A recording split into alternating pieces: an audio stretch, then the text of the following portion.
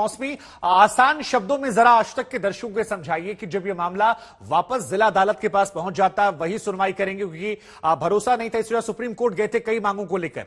अब यहां से आगे क्या होगा? क्या जो बातें अंतरिम आदेश में थी, कैसे उनका पालन होगा? और आगे अब आप क्या देख रही हैं? इससे क्या झटका माना जाए मुस्लिम पक्ष के लिए जो सुप्रीम कोर्ट पहुंचा था?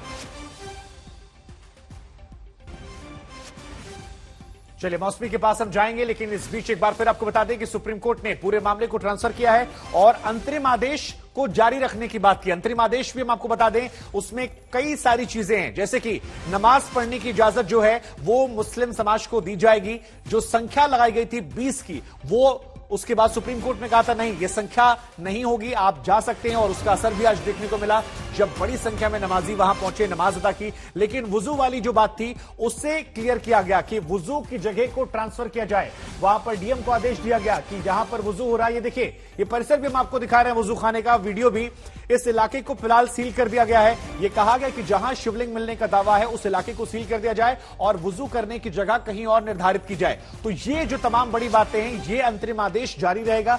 वुजू कहीं और होगा, नमाज वहां अदा की जाएगी। लेकिन सबसे बड़ी खबर जो है वो ये है कि ज्ञानवापी पर फैसला जो है वो जिला अदालत ही करेगा। तो ये सबसे बड़ी बात है। कुछ और ग्राफिक जरिए हम आपको बता रहे हैं क्या क्या बातें वहां हुई हैं। पूरा मामला जो है वाराणसी जिला अदालत को ट्रांसफर कर दिया गया है। ये इस खबर, इस सुनवाई को लेकर सबसे बड़ी अपडेट है। यानी सिविल जज जो हैं वो इस पूरे मामले की सुनवाई करेंगे। वाराणसी के सिविल जज, जिनको लेकर सुप्रीम कोर्ट से कहा भी गया कि 25 साल का एक्सपीरियंस है और बेहतर है कि वो करे सुनवाई, क्योंकि मामला जो है काफी कॉम्प्लेक्स है। ज्ञानव्यापी पर फैसला जो लेना है वो निचली अदालत को लेना है। हालांकि सुप्रीम कोर्ट का जो अंतरिम आदेश है वो 8 हफ्ते तक जारी रहेगा। ये बड़ी बात भी की गई, यानी 17 से लेकर आगे 2 महीने तक। संजय शर्मा हमारे साथ जुड़ रहे हैं इस वक्त। संजय, ये पूरी सुनवाई को आपने सुना, जाना, समझा, देखा। आप जरा आज तक के दर्शकों को आसान शब्दों में समझाइए कि विष्णु जैन कह रहे हैं कि हम बहुत खुश हैं, वापस मामला जिला अदालत तक गया है। क्या इसे मुस्लिम पक्ष के लिए एक झटके के तौर पर देखा जाए, क्योंकि भरोसा न जताते हुए ही सुप्रीम कोर्ट वो गए थे? सारी बातों का कंक्लूजन आसान शब्दों में आज तक के दर्शकों को समझाइए।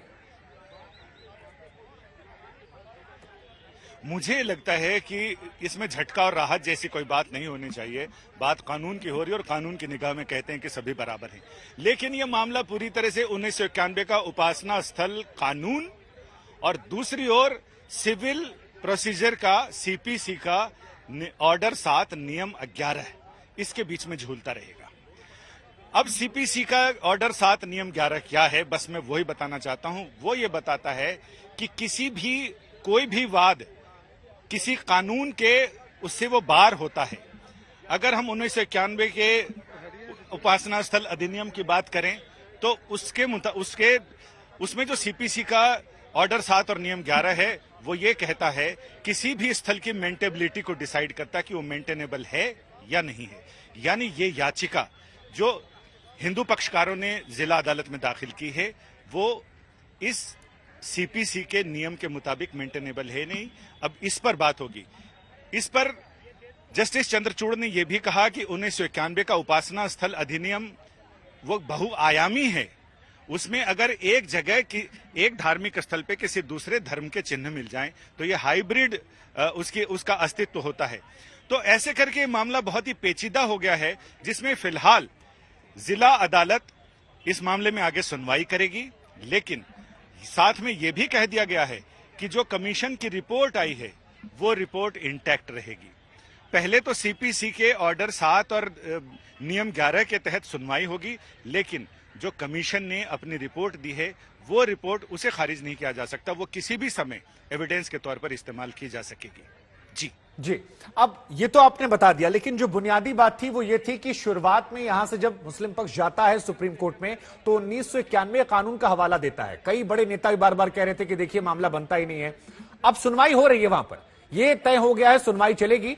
अंतरिम आदेश जो है जिसमें कहा गया कि नमाजियों की संख्या जो है वो 20 तय की गई थी, वो उसको अनलिमिटेड कर दिया गया, जो जितना जिला प्रशासन कर दे। लेकिन सुनवाई यहां पर चलेगी। ये बात कितनी अहम हो जाती है इस पूरी खबर के लिहाज से, जरा ये भी समझा दीजिए, क्योंकि इसको लेकर कई तरह के सवाल खड़े रहते। कई नेता कह रहे थे कि अधिकार ही नहीं है जिला जज को या जिला अदालत को। नहीं, इसमें तो सुप्रीम कोर्ट ने साफ कर दिया है कि इस बारे में जो 1991 का अधिनियम है, ये जो कानून है उपासना स्थल कानून, उसकी रोशनी में ये मामला मेंटेनेबल है या नहीं, और वो भी ऑर्डर 7 रूल 11 के तहत। इन दोनों चीजों के बीच में शुरुआत में जैसा मैंने कहा कि एक तरफ वो कानून है और दूसरी तरफ ये नियम है, इन दोनों के बीच में मामला झूलेगा कि दोनों की रोशनी में क्या ये सिविल सूट, क्या ये जो अधिकार है सिविल सूट है, ये जो पूजा स्थल अधिकार की बात की गई है वो मेंटेनेबल है या नहीं, उसमें सुनवाई हो सकती है या नहीं। तो सुप्रीम कोर्ट ने साफ कर दिया कि जिला न्यायालय इसमें सुनवाई करेगा। जिला न्यायालय के विवेक पर सवाल नहीं किए नहीं तो एक बार जरा, और उन्होंने ये भी बताया कि कम से एक बार जरा ये समझा दीजिए कि यहां से आगे क्या होगा। आप तो कानूनी पहलुओं को समझते हैं, यह आदेश आ गया, अब यहां से आगे हम क्या देखने वाले हैं आगे आने वाले दिनों में इस पूरे विवाद को लेकर, जिला अदालत की सुनवाई को लेकर, जरा एक बार वो भी समझा दीजिए। जिला अदालत की सुनवाई से पहले तो यह होगा कि 8 हफ्ते बाद यानी जुलाई के दूसरे हफ्ते में सुप्रीम कोर्ट इस मामले में सुनवाई करेगा। इस बीच जिला अदालत को कोर्ट ने यह कह दिया है कि अपनी प्रोसीडिंग जारी रखे।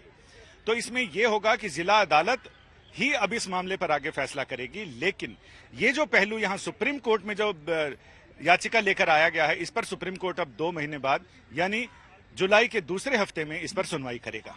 जी, और जो ये बात कही गई है कि धार्मिक चरित्र तय करना सही नहीं, 1991 कानून का हवाला देते हुए, इस बात के मायने क्या निकाले जाएं? क्योंकि मुस्लिम पक्ष जो है वो जिला अदालत को लेकर भी एक तरह का सवाल ही खड़ा हो रहा था कि हमें इस पूरी प्रोसीजिंग पर ही भरोसा नहीं है, सुप्रीम कोर्ट सुनवाई करे। सुप्रीम कोर्ट ने कहा देखिए मामला बहुत कॉम्प्लेक्स है, जिला अदालत पर हमें भरोसा है, 25 साल का एक्सपीरियंस उनका है। ये सारी बातों की, ये टिप्पणियों के मायने क्या है, ये भी जरा समझाइए। इन सारी टिप्पणियों के मायने बिल्कुल साफ हैं कि इस मामले में जो बेसिक सुनवाई है, जो पहली याचिका है उसकी सुनवाई है, उस पर जिला अदालत ही सुनवाई आगे बढ़ाएगी। जिला अदालत ही ये तय करेगी कि ये 1991 के उपासना स्थल कानून और सीपीसी के ऑर्डर 7 नियम 11 के मुताबिक ये मेंटेनेबल है या नहीं। बड़ा सवाल यही है कि इस याचिका पर सुनवाई करने को लेकर निचली अदालत ही अब आगे फैसला करेगी। जी, ये बिल्कुल साफ कर दिया है सुप्रीम कोर्ट ने। और साथ ही ये भी कह दिया, जब ये कहा गया कि इसमें जो कमीशन की नियुक्ति की गई है और कमीशन ने रिपोर्ट की है वो बिल्कुल कानून न्याय संगत नहीं है, कानून के संगत नहीं है, इस पर भी सुप्रीम कोर्ट ने कह दिया है कि कमीशन नियुक्त किया जा सकता है और कमीशन की रिपोर्ट इंटैक्ट रहेगी, उस पर कोई असर नहीं पड़ेगा।